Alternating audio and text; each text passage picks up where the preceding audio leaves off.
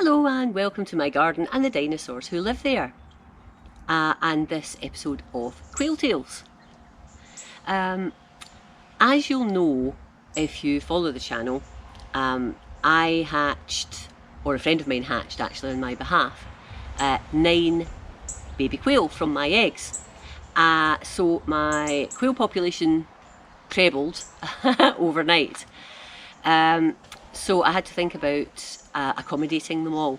So what I've done is I have built a new, huge, compared to the last one, quail run, and I've also taken part of the existing quail run and put legs on it and put it somewhere else in the garden, so that I've now got 2 populations of quail. I've got the single boy Quentin and all the females in the big run, and then I've got my 3 remaining males in the other run. So let me show you what I've done. I'm pretty proud of it. It's maybe not the most beautiful run in the world, but it's certainly functional and safe, which is the real key to it all. So let me show you what I've done and how they're settling in to their new enclosures.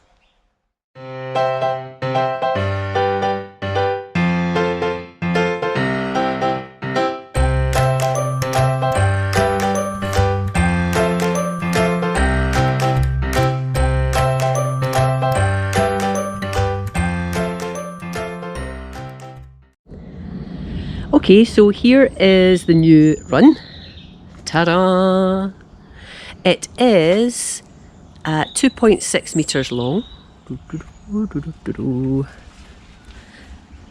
And it is just under a metre wide, or deep, I suppose you would say. And it is about, I don't know, it's on a stand, which I also built. And that takes it up to my just under waist height. So I'm not quite sure what that computes to, about a metre, I guess.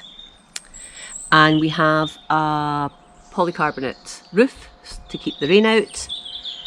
All the sides have got 16 gauge weld mesh, which is an absolute nightmare to unroll and cut and, and staple and screw and whatever to get in place. But it is fox-proof. It has got half inch square holes in it, so that's not the right term. But in the UK, the things that and here in the UK where I am, the things I need to worry about are foxes, dogs, rats. Not that I've seen any rats around, but you can never be complacent. And that's really the predators that I would expect could potentially try and get my quail. Cats as well, I guess. In the UK, there's other predators. There's badgers and there's weasels and stoats and whatever, but there's none of that in my area. None of those in my area. But anyway, it would prevent them getting in also. So yeah, I've used, it's treated timber, excuse me, I think 2x2s and 4x2s, or is it 2x4s? 2x2s and 2x4s. And actually for the top of the base, I sort of made a table thing, a table, and this is pallet wood. So that's all pallet wood, which, would save me a fortune actually, because timber is a fortune right now. Okay, so that's what we have. Here I am, you can see me standing in front of it. So that's the height of it. I'm 5'5", so it's standing just about my height. And the good thing about it is, and the thing I really wanted, was to have them raised off the ground so that it's easy for me to clean out. It's also easy for us to interact with them because, they're there, it's normal table height, so it's great to be able to interact with them, which was important to me as well. So let me show you inside. This is a starter for 10 with the things that I've put in, and they seem quite happy, but it'll evolve, and I'll change things around. So Not cleaned it out today, and it needs a top up. This is a dust bath, so this is just sand. This is aviary sand that I've always used with the quail. And they love jumping in there and having a little dust bath, but you can see they're messy. They've taken some of the wood chip. This is Easy Chick wood chip, which is a dust extracted wood chip designed for use in aviaries, use with all sorts of birds. I use it with my chickens as well. And then I just went online and had great fun ordering bits and pieces that I thought might be good fun for them. So there's this little house you saw someone come out of. Oops, the lid comes off and we can look inside. So it's just a little hidey hole for them. Well, I would say that actually here and at the back, I've put see-through tarpaulin so that it keeps the drafts away and keeps the rain out. And I'll put more of that round as the winter takes hold. That's my little wireless camera, so if I'm in the house or wherever I am, I can see how the quail are doing, which is just brilliant. And then these guys, these are designed for guinea pigs. No, guinea pigs. Guinea pigs? Guinea pigs and hamsters and small rabbits, I think.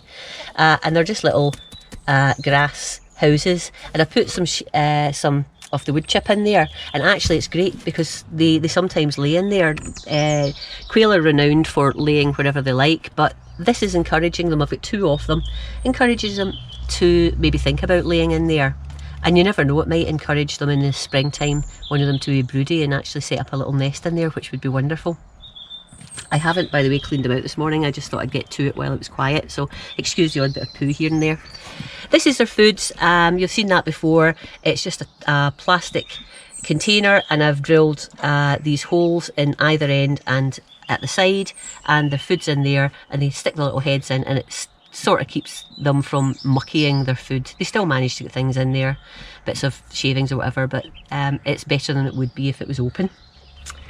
I put a nice little plant pot full of grass here, and they've demolished it and put it all over the place, but that gives them something to play with. That was actually some chopped up cucumber that they had earlier today.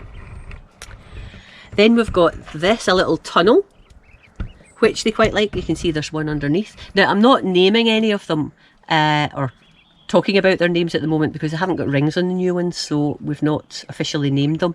But we still have, of course, Carol with the green ring, who's over there, and Katie with the white ring, who is around. We'll come across her, and Quentin, the boy. There's Quentin, looking rather raggedy. I think he jumps on the girls, pulls some of their feathers out, and they retaliate by chasing him around, and he's also molted a bit. So he's looking a bit worse for wear, but as we go through the autumn, he'll come back to his usual splendour. That's a sage plant that I've put in there. This is one of the things they tend not to demolish, because when you put plants in with quail, they tend to eat them with great gusto, whatever the plants are. So it's good to find things, some greenery that we can tart up the enclosure with without them eating it. So I will just close this door. I'll just put that one just now. A couple of rabbit bottle feeders, which is the perfect thing for giving them their water.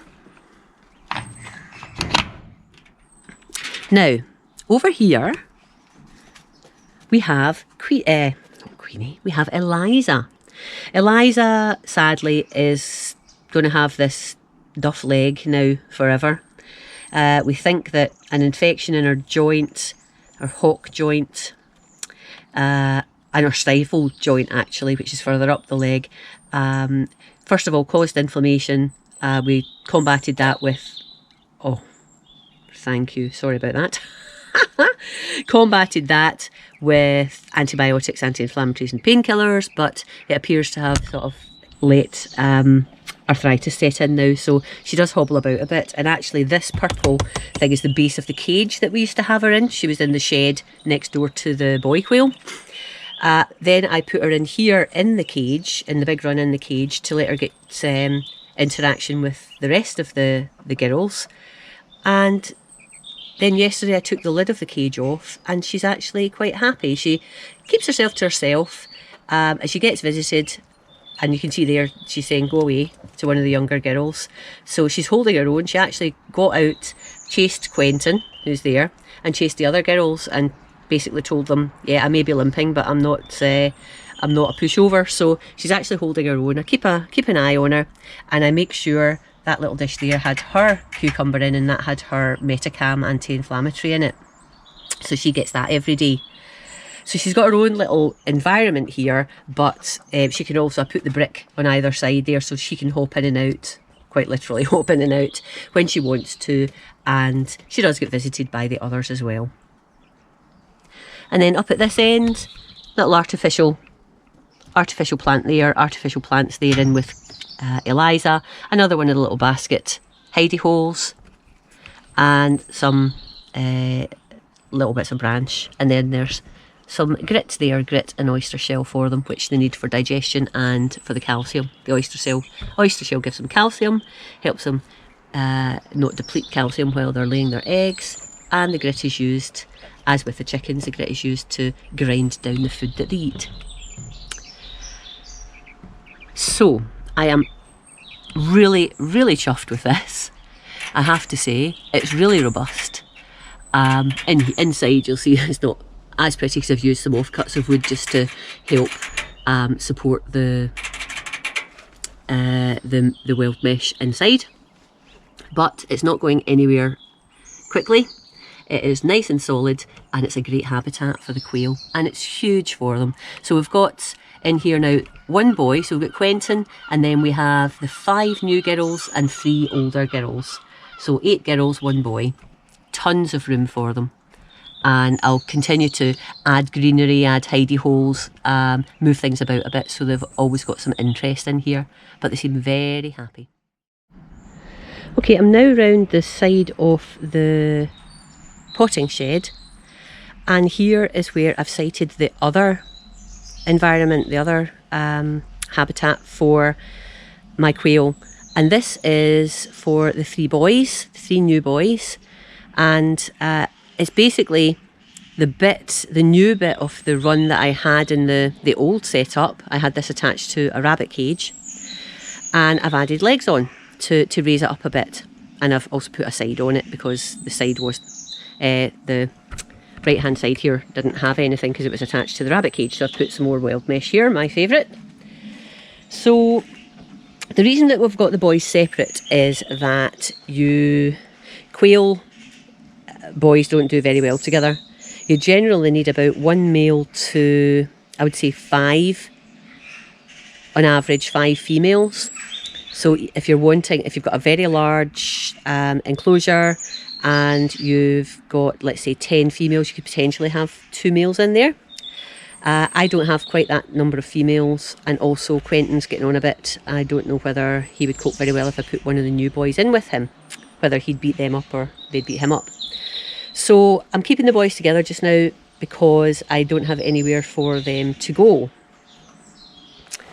Yeah, let me get organised and settle, open up, and you can meet the boys, and I'll tell you a little bit more about what's happening with them. Okay, here's their little environment. They've got their dust bath, they've got food over there, they've got some artificial plants, and they've got a real plant over at the back there, and again they're on the Easy Chick bedding. So you can tell a boy, Caturnix quail, which is the breed of the quail that I have, you can tell the boys because they've got rust coloured chests, whereas the girls have speckled chests. So as I say, we've got these 3 boys. This may or may not work out, because boys can be very, very aggressive. Some people can keep boys in little bachelor flocks such as this. It's better when it's outside of breeding season, because during breeding season the hormones are coursing through their veins, and actually, to be honest, you might see they've got a few feathers missing from their heads because actually they've been jumping on each other because there aren't any females here. It's not an ideal situation. I wouldn't keep boys like this at all, except that I have them, and I don't have homes for them.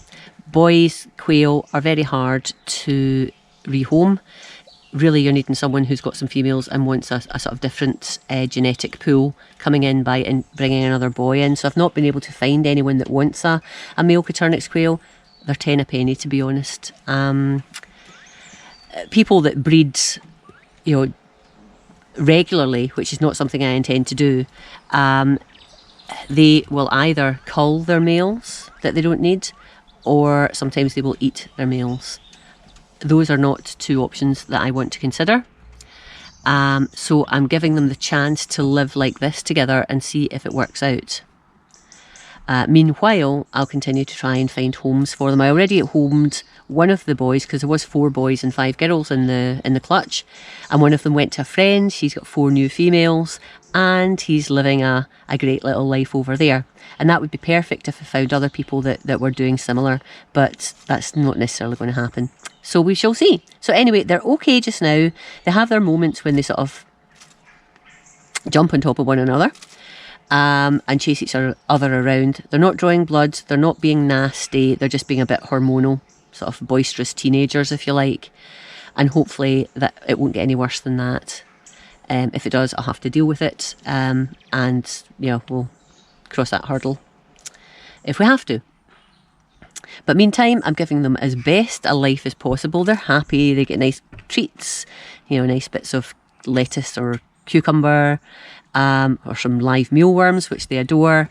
They're getting lovely food. They've got a nice little enclosure, and they're living their best lives. So that's the boys. And I do have names for them, but I don't know who is who. I've just notionally thought they're the 3 Stooges. So we've got Curly, Larry and Mo in here. I will put rings on them, I think, just so we know who is who, but I haven't done that as yet.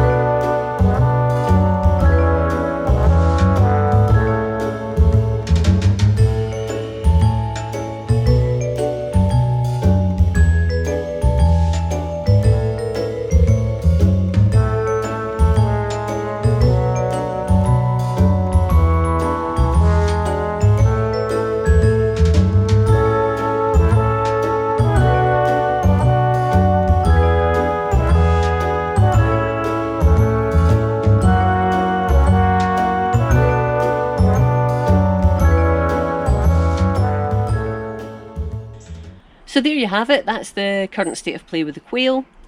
It's taken me ages to get this particular enclosure built, and it took all my energy and my thought processes to actually piece it together, because I did literally design it and build it from the ground up. I'm really chuffed. I am very chuffed with myself that I've done that. I've never quite been as sore in so many unusual places after getting this thing put together, but it's been very, very worthwhile. The quail are happy. The boy quail are happy where they are, so long may that continue. I think I'll call a halt now. Thanks so much for watching, and for my existing subscribers, thanks so much for sticking with me and sticking with me in particular through this lull, because I haven't posted many videos because I've been working on this. And for any new subscribers, hello and welcome, and thanks very much for joining the channel. If you haven't subscribed, click that subscribe button and click the bell, and you'll get alerted anytime I post new videos, and that'd be wonderful. And I love having comments, so if you've got anything to say, please pop it in the comments below, and I will get back to you as soon as I can. I'll call a halt though, and for now I will say bye bye. Bye for now.